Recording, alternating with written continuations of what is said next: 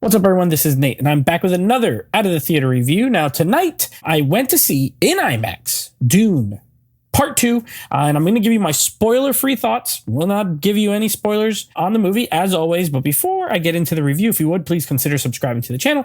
Hit the bell icon, that way you get notified every time new videos drop, and give me a thumbs up down below if you enjoy movie reviews. Also, if you would, leave me a comment with your thoughts on Dune Part 2. I want to know if you enjoyed it, if you did not enjoy it, or if you just thought it was okay. I want to hear from you. Now, let me just say, I did rewatch Dune Part 1 before going to see this today. So I watched Dune this afternoon.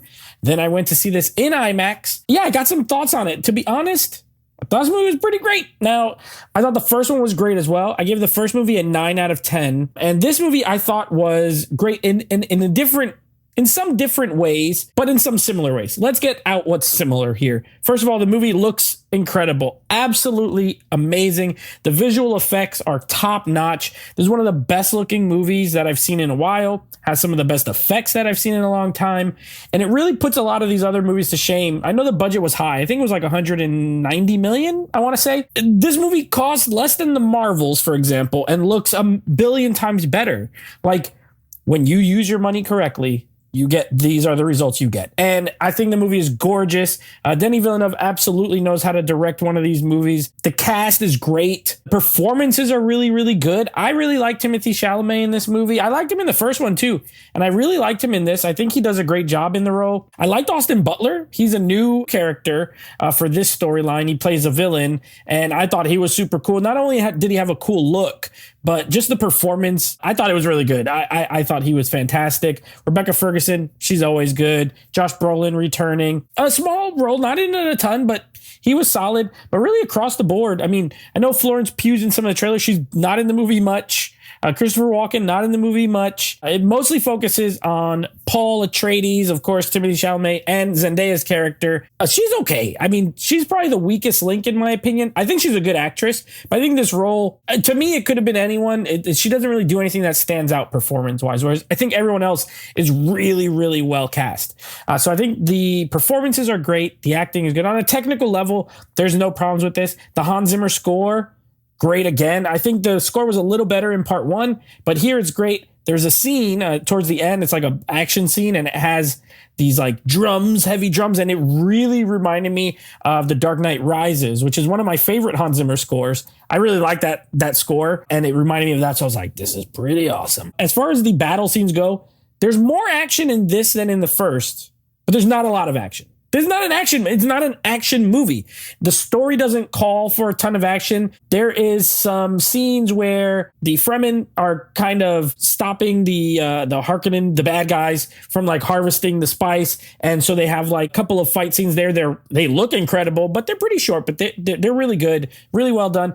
And then there's the battle at the end, which felt a little short for me, which probably going to the negatives, but it felt a little short. It looks incredible, very well staged, but not very long. So if you're looking for action, it's not here. It's not an action movie. That's fine, because I think the story is where it's just, this movie is really great. It's really great. The storytelling, it's very epic. Yeah, it's very different than the first movie. This one really, really, because the first movie, you have a lot of the political maneuvering and this house and the Emperor sending the Harkonnens and all this stuff, and that made it move a little faster. This one feels slower paced, because now you're really just spending time with Paul and the natives of Arrakis and kind of what that means. There's this whole thing about him being like a messiah figure, which leads to a lot of interesting drama between the characters. And it's a very interesting storyline, to be honest. Like, I really was into it. I could see people not being as into it because of the way the story unfolds. It's slow paced. It is definitely slow paced, but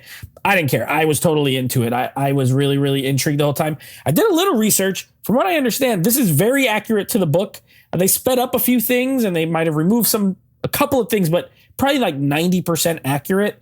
And really, if this is how the book ends, if the way this movie ends is how that first book ends, it's no wonder I think there's like 5 sequels that were written for this or something like that, because it definitely leans towards a part 3. There's a certain open-endedness to it that I could totally see a third movie. But as such, these first two movies are the first book, and it's an interesting way to end your story. And I will just put it that way. I'm not good or bad. I it's fine. It is what it is. But it is interesting for sure. As far as the negatives go, yeah, I think the ending felt a little rushed, and some of the stuff at the beginning could have been cut down a little bit. Minor nitpick.